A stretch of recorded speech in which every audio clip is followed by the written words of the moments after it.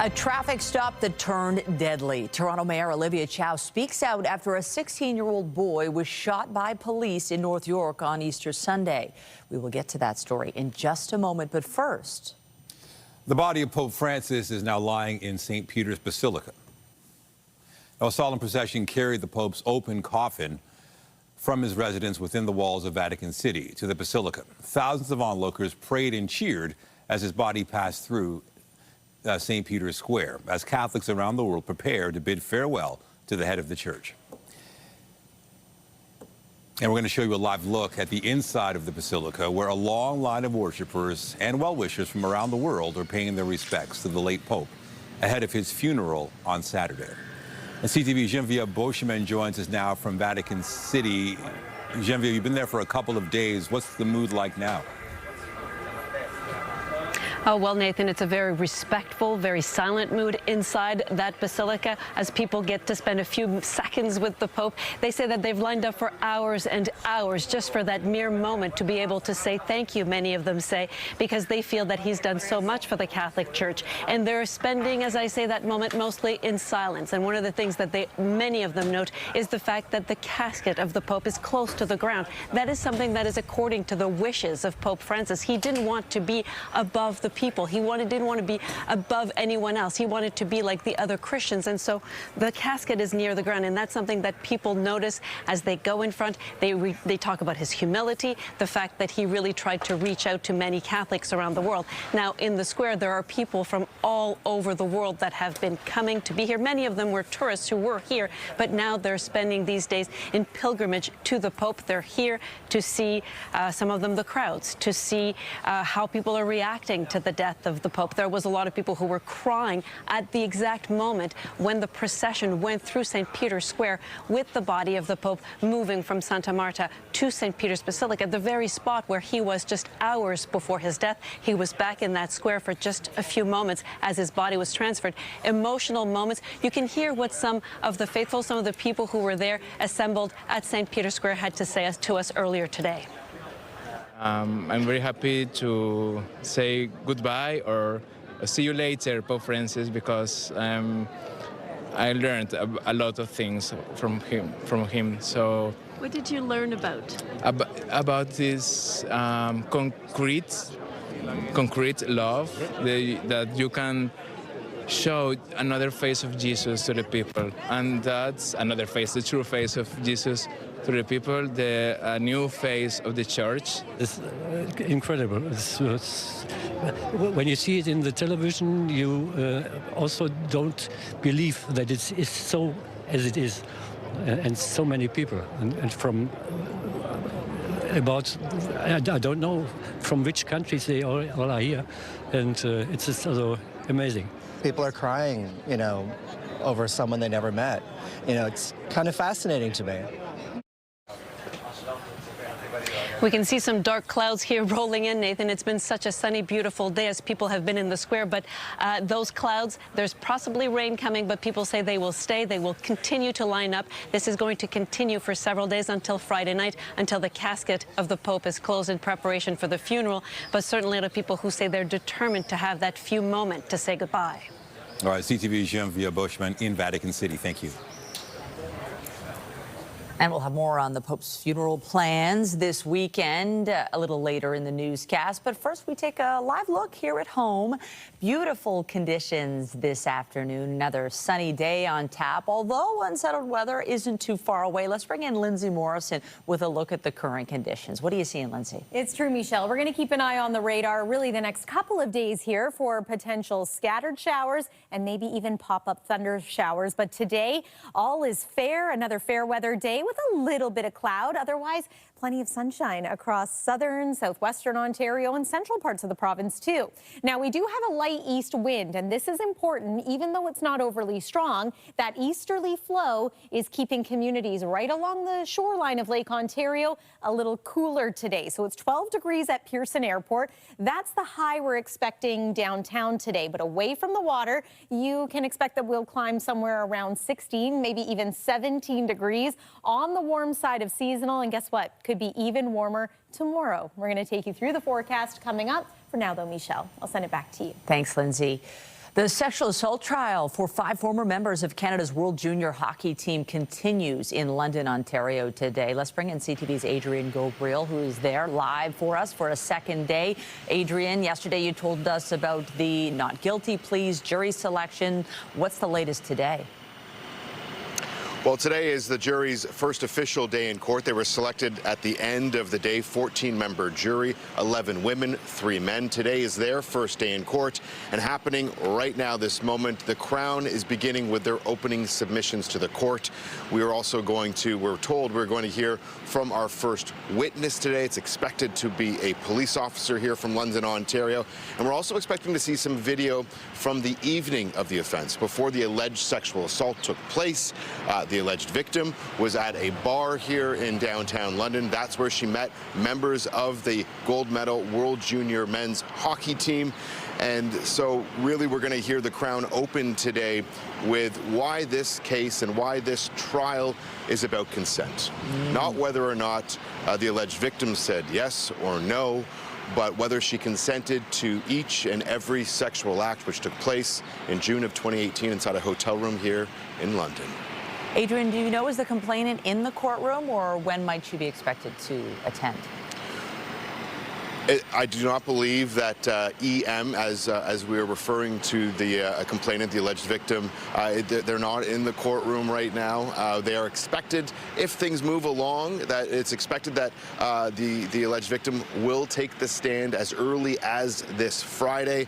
But we're expecting the first witness to be on the stand today, likely into tomorrow. And again, this is really the first official day of the trial. At this very hour, the Crown giving their opening statements. Adrian, this is a long-awaited and, as you know very well, high-profile trial. Maybe you can set the scene for us. I'm assuming a lot of media there, but also what's at stake for these 2018 gold medal winning teammates if they are found guilty of what they're accused of? Yeah, Michelle, if they are found guilty, jail time. There are maximum sentences for first offenders. We don't believe that will be the case here, but these are extremely serious charges. 5 members of that World Junior Hockey team, each facing a charge of sexual assault. Michael McLeod also facing an additional charge of being party to the offense. It's alleged that Michael McLeod, after having consensual intercourse with the alleged victim, then invited multiple members of that World Junior team into that hotel room. And so that is on trial. In many ways, hockey culture is on trial as well, as we look at the history of hockey, how we are raising young hockey players in this country, especially elite athletes, and what their sense of self and what how they are treating others in our communities. There's multiple factors. Hockey Canada, in many ways, is on trial. London Police, initially, the alleged victim went to London Police back in 2018 with her claims, and they were dismissed.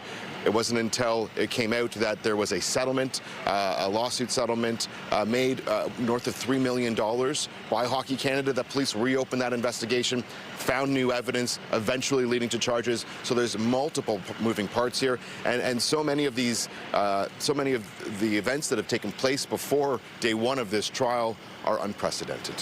CTV's Adrian Gabriel live in London, Ontario. We appreciate you setting the stage for us. Thank you. Thank you. Returning to our top story, Mayor Olivia Chow commented today on the SIU investigation into a fatal shooting of a teen over the weekend. The mayor says the deadly incident shows more needs to be done for young people in this city. CTV's Mike Walker joins us live with more on the mayor's comments. Mike.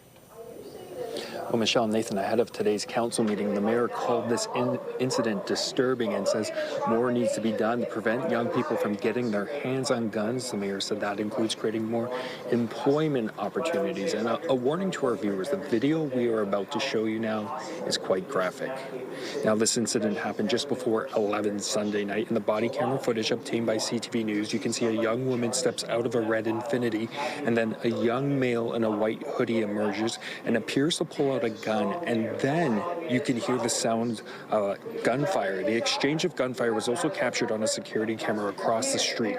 Now, the Special Investigations Unit said it has reviewed body camera footage and says the teen who died shot at police before officers discharged their guns. The SIU also confirms the 16-year-old was not the driver of the vehicle and has said the vehicle was first pulled over by police for missing a front license plate. Here's more from the mayor on this incident. It's a 16-year-old. They don't need a gun. And where are these guns coming from, right? A lot of them are American guns. So we have to double our effort in keeping young people off gang activities or using violent kind of life and keep guns out of their hands. Well, keep guns out of Toronto.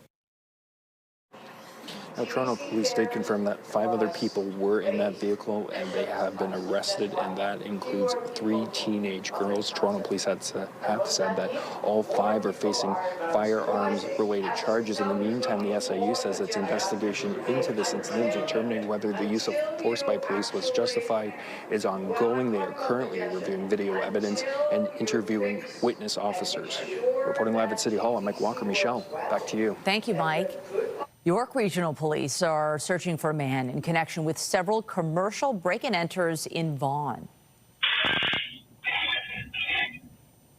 Police have released this video of the break-ins, which occurred early Saturday morning at a plaza on Clark Avenue and Hilda Avenue. 3 businesses had their front doors, the glass smashed, and items taken from inside. Investigators believe these incidents were crimes of opportunity and not hate motivated. They're on the hunt for the suspect and a white sedan seen in the surveillance footage. They're asking anyone with information to get in touch. Today marks a somber anniversary in the city's history. It was 7 years ago that a man drove a van down Yonge Street, killing 10 people and injuring 16 more. One of the victims was Anne-Marie D'Amico, and since then, her family has tried to turn something positive out of that terrible day. And today, they're focusing on a special campaign aimed at Toronto students. Alison Hurst joins us live from St. Francis Xavier School with the details. Alison.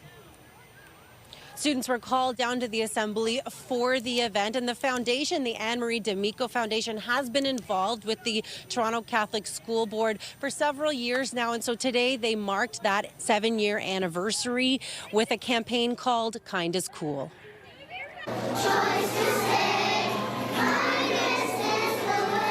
Children perform at St. Francis Xavier Catholic School for the Kind is Cool event, put on by the Anne-Marie D'Amico Foundation. When there's an opportunity to spread kindness, to have impact, you run with it.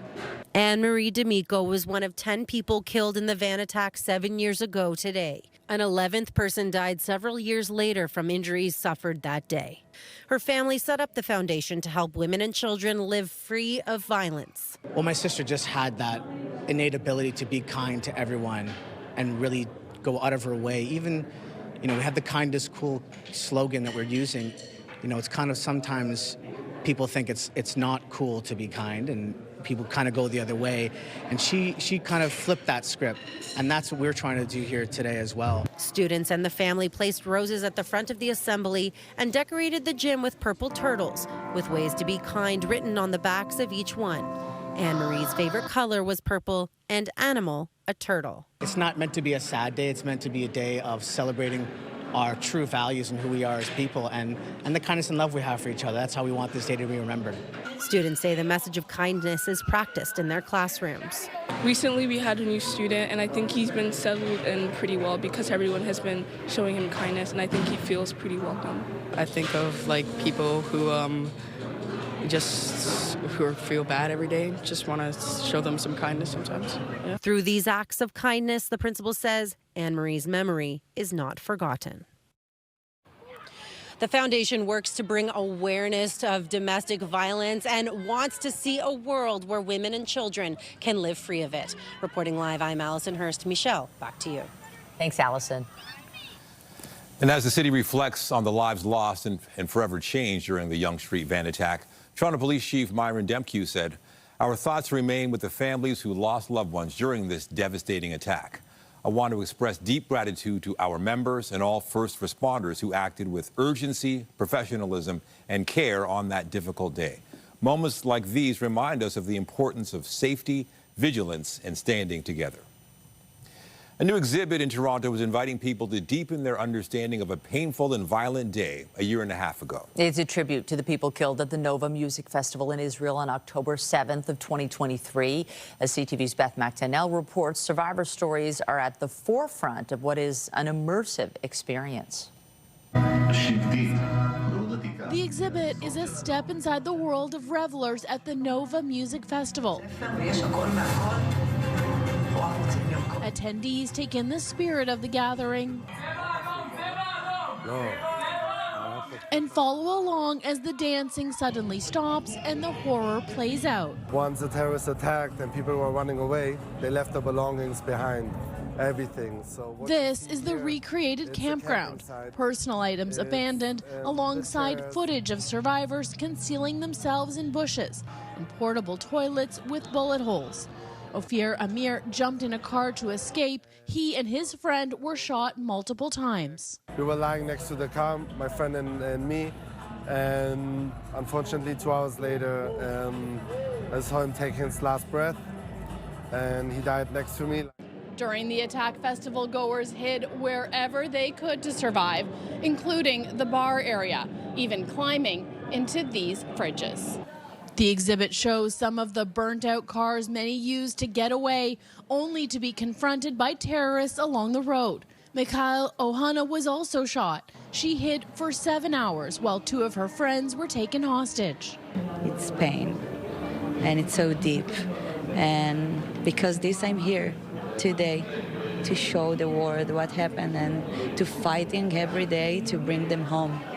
In all from the festival, 43 people were taken into captivity and 412 were murdered, 4 of them Canadian. Their stories, too, are showcased at the exhibit. Survivors say sharing the installation is a testament to the strength and resilience of all those impacted by the attack. There was so much hate and so much denial on social media everywhere in the world. And with this exhibition, we can educate, fight anti-Semitism, and tell our stories. The exhibit in Toronto comes after runs in Tel Aviv, New York, LA, and Miami. It's on here until June 8th. All proceeds from tickets support Nova Music Festival survivors. Beth McTennell, CTV News. Returning now to Vatican City, where the funeral for the Pontiff will be happening this weekend. Our Renee Rogers joins us with more on what happens next. Renee, according to the most recent stats from the Vatican, its estimated worldwide Catholic population is around 1.4 billion. No doubt people across the planet will be watching the funeral. What can you tell us about the plans? Well, hi, Michelle. The plans for the funeral right now are in the works, and we are getting word that leaders from around the world are going to be attending. It is to take place this Saturday outside the St. Peter's Basilica at 10 a.m. Now, we've actually reached out to the Prime Minister's office to find out whether Mark Carney will be attending, and we have not heard back yet, but a statement on a Canadian representation should be coming. Now, this funeral will take place, as I mentioned, Saturday. And then after that, attention will turn to the conclave. This is the voting process by which a new pope is elected. It usually begins 15 to 20 days after the pope's death. The College of Cardinals will summon the 252 cardinals from around the world to the Vatican in Rome for this voting process. But it is worth mentioning those over 80 aren't allowed to take part in the voting, meaning there will be 135 electors, most of whom Pope Francis chose. Now, these cardinals are sworn to secrecy, and electors vote each day, morning and afternoon, until a candidate wins a 2/3 majority. After each round of voting takes place, the ballots are burned with chemicals, and the chemicals will either either create white or black smoke indicating that the vote has not been conclusive, and then white smoke indicating, of course, that the world has a new pope. We're also learning today, Michelle, that the pontiff will be buried at the Papal Basilica of St. Mary Major. That is according to the Pope's wishes. And all of this today, Michelle, occurring after a massive crowd came to see the Pope being transported to St. Peter's Basilica. The early estimate of that crowd was 20,000 people. And in fact, the Vatican has just issued a statement saying that it may extend the visiting hours tonight beyond midnight, when those visiting hours were supposed to end, just due to the sheer amount of people who have come to pay their respects. No doubt more people are on their way. Of interest for Canadians, I imagine, Renee, is the fact that among the voting cardinals will be some Canadians. That is right, Michelle. Now, as far as exactly who will be there and all of that, that is still something that we are looking for information about, Michelle. But certainly this will be a very historical vote. A lot of people also wondering who could be the next pope, and it's hard to know right now, and that is because, well, many of the electorate are, cardinals that the Pope chose. Some of them are more traditionalists, others are more, progressive. So it's certainly anyone's guess right now who could be the Pope who is elected. And the process is notoriously secretive. CTV's Renee Rogers live for us in the National Newsroom. Thanks so much. Thank you.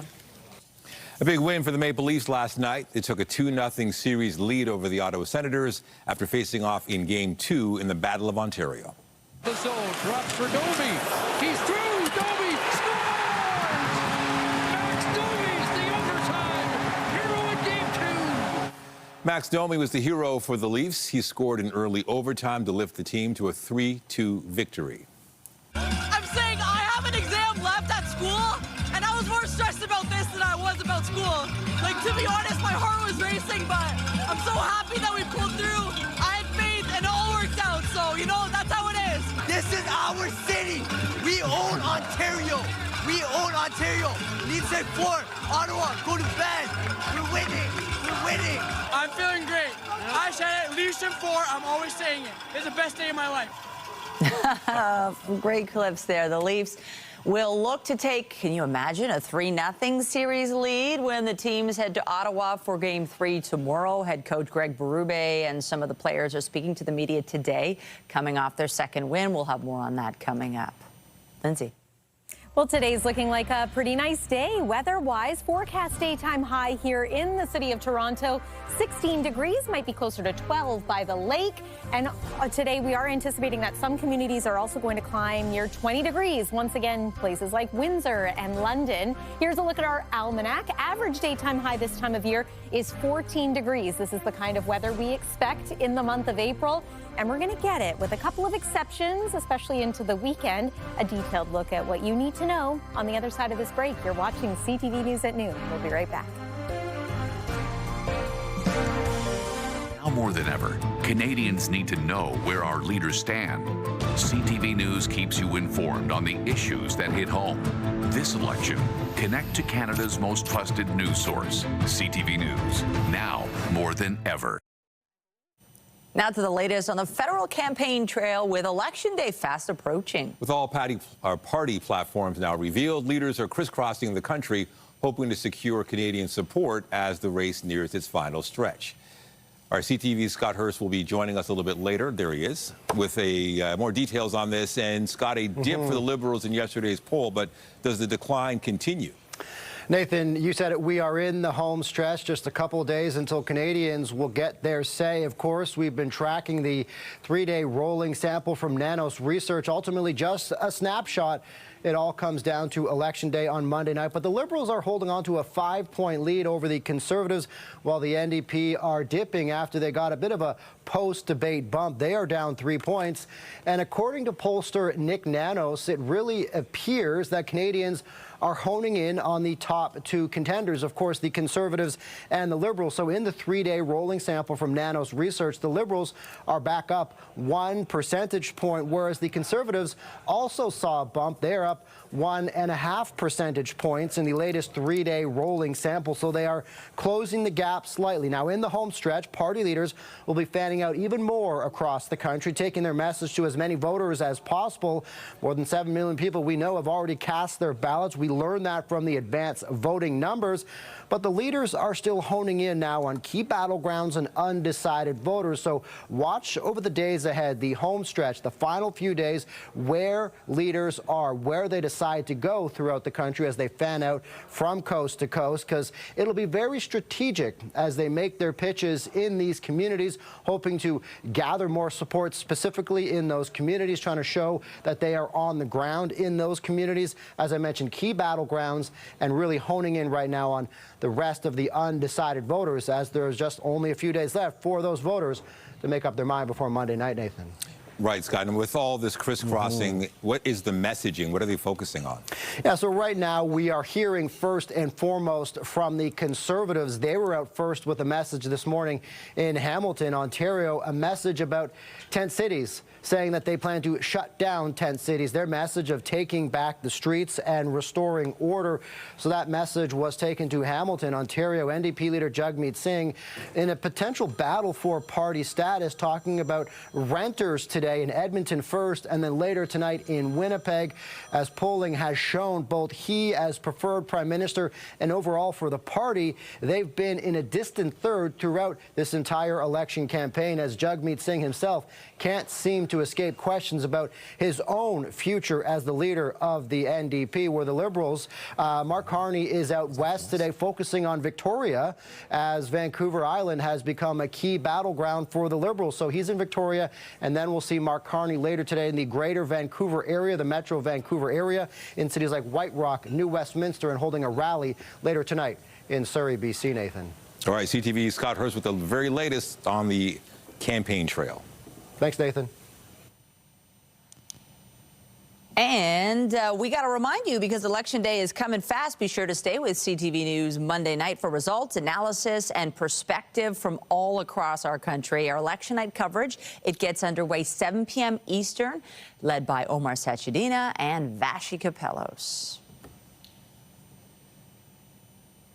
All right, time now for a check on the forecast. And I got to say, after the Leafs won last night, I slept well, and the weather was pretty good, and a pretty good start to the day as well.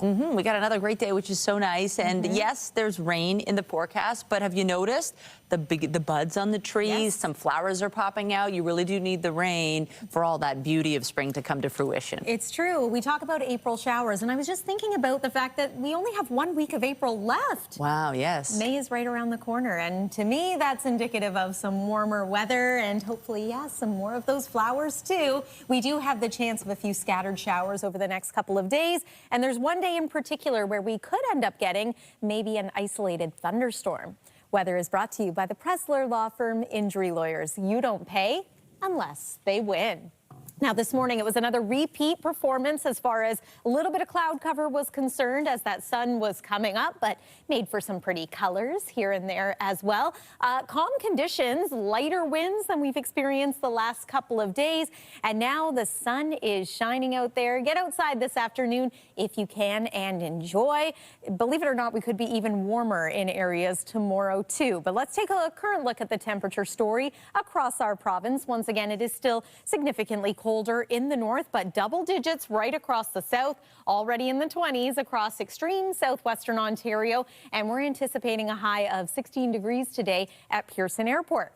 11 is what we're anticipating through the nighttime hours tonight. That's around, say, 9 p.m. Partly cloudy skies. Want to mention that our sunset time is now 10 minutes after 8 o'clock. Those days continue to get a little bit longer. And then through the overnight hours, we are warmer than normal, 9 for the low. It was a little bit chilly in some areas overnight last night.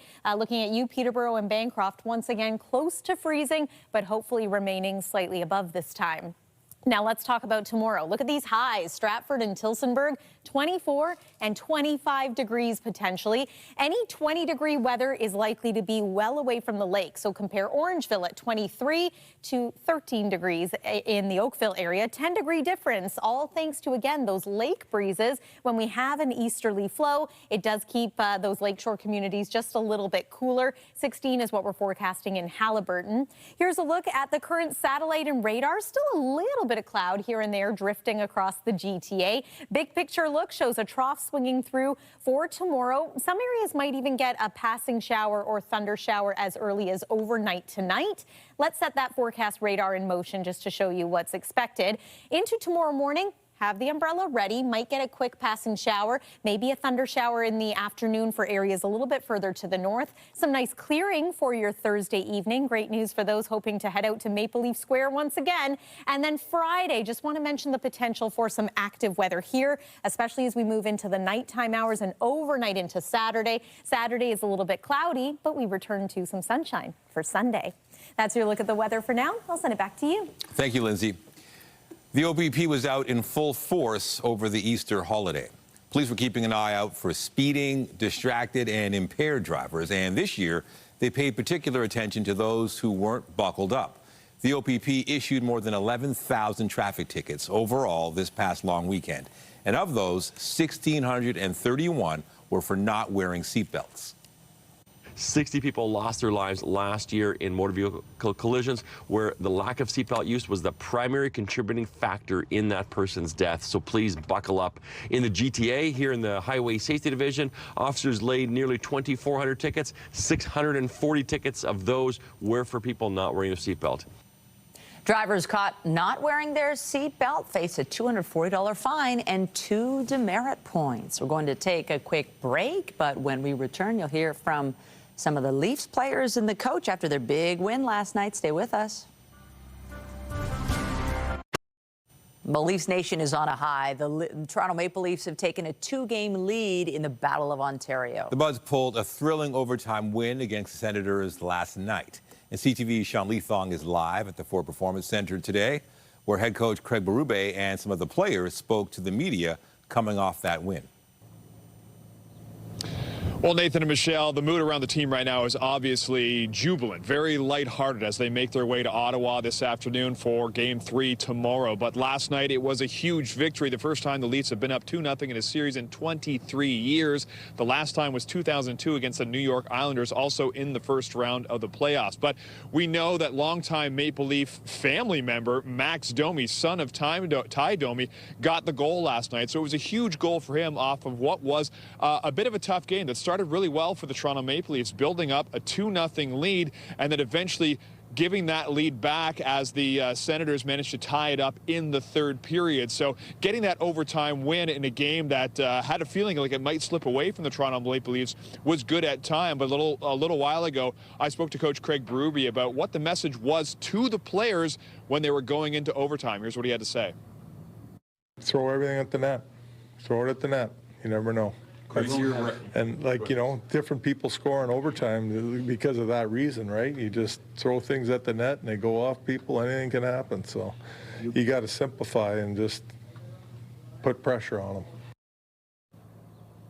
Now, Berube talked about resetting, doing a quick reset in overtime. Now they have to do another quick reset as they go down the road to Ottawa, where they will play tomorrow night in Game 3. Now, it is on the road, but we do know a lot of Toronto Maple Leaf fans do tend to show up to Ottawa when the Leafs are on the road. There's some question marks about what the crowd will be like tomorrow night, because we know the Senators are trying to keep as many Leafs fans out of the building as possible. Either way, there should be a lot of energy. The players were talking about they're expecting a lot of energy, and they expect it to be fun. Reporting live, I'm Sean Leathong. Nathan and Michelle, send it back to you. Thanks, Sean. To health news now. Cases of measles in this province continue to climb, and health officials say the vast majority are among unvaccinated people. But there's a tiny percentage in people who have been vaccinated. CTV health reporter Pauline Chan has more on so-called breakthrough cases. The latest numbers show Toronto steady at 2 cases of measles so far this year, with an additional exposure from a visitor to the city at Woodbine Mall's Fantasy Fair last month. But around the province, the numbers have been climbing. There have been over 900 documented cases, and it's only April, whereas, for example, in all of 2024, there were 64 cases. So the outbreak is ongoing. And in the U.S., numbers are also climbing, particularly in Texas. And while the vast majority of cases are in unvaccinated people, 3% have been found in people who had received one or both doses of the measles vaccine. In medicine, just like in life, nothing is 100% effective 100% of the time. And there are a handful of cases of breakthrough infections in people who have received both doses of the measles vaccines. Dr. Isaac Bogosh stresses it's an extremely rare occurrence, but it does happen, and with other vaccines as well, such as influenza or COVID. And those who do have infections tend to have less severe infections thanks to the vaccine. But by no means do they prevent infection to nearly the same degree that, for example, a measles vaccine would prevent infection. One dose of the MMR vaccine is 93% effective at preventing measles. The second dose brings that to 97%. In Toronto, school suspensions began this month for students not in compliance with the Immunization of School Pupils Act, or ISPA. So far, 1,924 students born in 2008 have been suspended. That was the group most affected by the pandemic halting school vaccination programs. Students who do complete their immunizations can return to classes before the 20-day suspension is up, and more than half have been doing so. Toronto Public Health expects that by the end of the ISPA assessment process, vaccine compliance will exceed 90%, consistent with cohorts from previous years. Pauline Chan, CTV News. A group of women in Toronto's East End opened their hearts and their wallets last night to support a local initiative that provides new baby clothing to registered charities in Ontario. The 100 Women Who Care Toronto East chapter gathered to hear Dragon's Den-style pitches from local nonprofits and voted to determine which group should receive their financial support. The goal is for 100 women to donate $100,000, or make that $100 each, so the winning charity gets $10,000. Women are caregivers and nurturers by nature, but for some of us who lead really busy lives, we don't want to run marathons, we don't want to do bake sales, we don't have a lot of time to volunteer, so we get together 1 hour, we write a check for $100 4 times a year, and we really feel like we're able to help in a meaningful way. It's a huge impact in a small amount of time. Everybody who's here donates $100 to the winning charity, and that goes a long way. The winning charity last night was the Love Club, which uses surplus fabric to produce its own clothing line to be donated to families in need. And today marks 20 years since the first ever video was uploaded to YouTube. All right, so here we are in front of the elephants. The company's 25-year-old co-founder, Javed Karim, uploaded a 19-second clip called Me at the Zoo. From there, YouTube would become a quick, smashing success, with Google buying it just 18 months later for $1.6 billion. Now, more than 2 billion people visit the site each month. Now more than ever, Canadians need to know where our leaders stand. Tariffs, job security, sovereignty, an election like never before. Now more than ever, CTV News delivers a Canadian voice with perspective that cuts through the clutter, focusing on the stories that affect us all, connecting you to Canada's most trusted news, wherever you are. CTV News, now more than ever. Now to an update on the investigation into the fatal shooting of an innocent bystander last week in Hamilton. Police have recovered 2 vehicles believed to be involved in the homicide. It comes as a vigil for the victim, an international student, is taking place at Mohawk College. CTV's John Musselman has more from the vigil. John. Well, Nathan, that vigil is continuing at this hour. I'll just step out of the way here and show you. More than 200 people have gathered here at Mohawk College to remember, reflect, and honor 21-year-old Mohawk College student Hasimrat Randhawa. Now, we'll just show you some video back from last Friday. As you'll recall, there was a terrible incident on Upper James and South Bend Road when police say that two vehicles, or at least one vehicle, fired gunshots, and this student was standing at a bus stop across the street when she was hit by a stray bullet. She was rushed to a hospital, but she didn't survive. Now, this has had a huge impact on the Mohawk College community here. They decided that it was important to have this vigil today to honor her. We did get an update from Hamilton Police on this investigation. They say there were two vehicles involved in this shooting. Here is what the lead detective had to say this morning. We've made significant progress in this investigation since Thursday. The Hamilton Police have now recovered the white Hyundai Elantra that was used in this homicide. It was believed to be involved in the shooting of the vehicle with shots being fired at them. Hamilton Police have also spoken to a number of witnesses and collected CCTV in the area, and we continue to review that video as we speak. We know that Har Simrat had recently attended a gym in the upper area of Hamilton. She had taken a city bus to that location and had been waiting to cross the street. This was when she was struck by a stray bullet. With the assistance of the Toronto Police Service, the white Hyundai Elantra was recovered on April the 20th in a residential area in northwestern Toronto. That vehicle has since been towed back to Hamilton for forensic examination. On April 21st, the Hamilton Police Service executed a search warrant at a residence in central Hamilton where we recovered the black Mercedes SUV that was used in this homicide.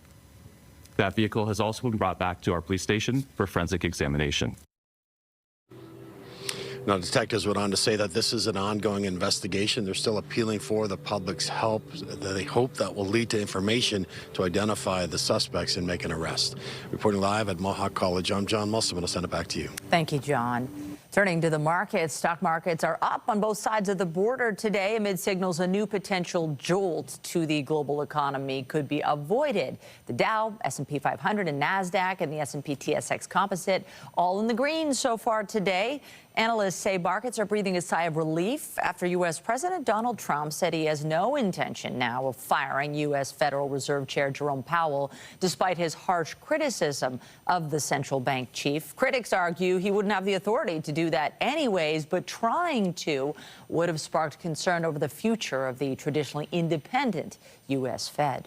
And Tesla shares are up more than 6% after CEO Elon Musk said he's going to refocus his attention on the electric car maker. Musk has been in the headlines for his work at the Trump administration's Department of Government Efficiency, but he said he'd devote far more of his time to Tesla after it posted its worst quarter in years, including a 71% drop in net income. Analysts say Musk's return will be helpful to Tesla, but his political involvement has damaged interest in the brand. Ailing Canadian clothing retailer Frank & Oak says it'll be closing all of its stores as part of ongoing restructuring efforts. The company has 14 locations, including in the GTA and Ottawa. They'll be shuttered in the coming weeks. It will also be selling its intellectual property to a firm based in Montreal.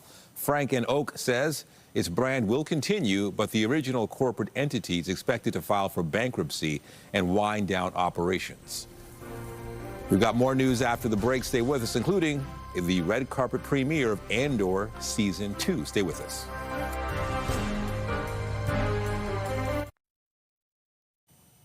Well, the latest installment in the Disney Star Wars universe has hit the small screen. Andor tells the tale of how the Rebel Alliance is formed, one of the prequels to the original Star Wars film. CTV's Andrea Case was on the red carpet at TIFF Lightbox last night. Long before there was a Luke Skywalker in Star Wars, there was Andor, who was a thief who became a revolutionary and eventually joins the Rebel Alliance formed in opposition to the Galactic Empire. Leathong is a member of the Rebel, played by Golden Globe and Critics' Choice winner, Swedish actor Stellan Skarsgård. The first Star Wars film was 1976. I saw it together with Alexander, who's my oldest son. And I have 8 children now, and all of them have seen Star Wars. So I've spent 5 decades with Star Wars.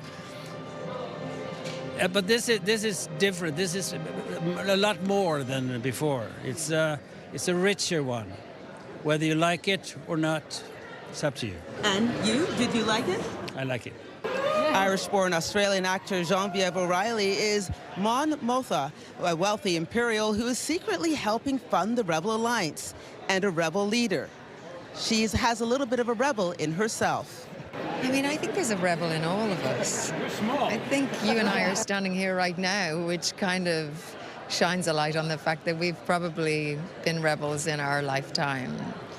We each carry our dreams in our pockets, and to step into that, to make that happen in whatever way it is for anybody, I think you have to invest in a bit of a rebel. The first 3 episodes of Andor are now available on Disney+, with new episodes dropping every week until May 13th. Andrea Case, CTV News. Well, we're at the midweek mark and beautiful conditions right now. For the most part, today is dry, but then later things shift. Yeah, and even when it shifts, we're not looking at any particular day being a washout necessarily. Just a bit of a heads up, though, Friday night and into Saturday, we might get a few severe thunderstorms, but not so much today. Here's a look at this afternoon. Our temperature is rising. We're anticipating that we're going to reach a high of about 16 degrees at Pearson. Midday for the kids heading home from school, temperature around 13. And then tomorrow's school day forecast looks even milder. But yes, there is the chance of a passing shower tomorrow. These will be scattered in nature. Could be more steady rain with thunderstorm activity Friday night, overnight into Saturday, and then the weekend potential to be a little unsettled. Michelle and Nathan. All right, thanks, Lindsay. And that's CTV News at noon. Remember, you can get Toronto's breaking news all day long on CP24 and at ctvnewstoronto.ca. For Lindsay Morrison and the whole team here, have a pleasant afternoon. I'm Michelle Dubé. And I'm Nathan Downer. Be sure to join us later for CTV News at 5 and 6.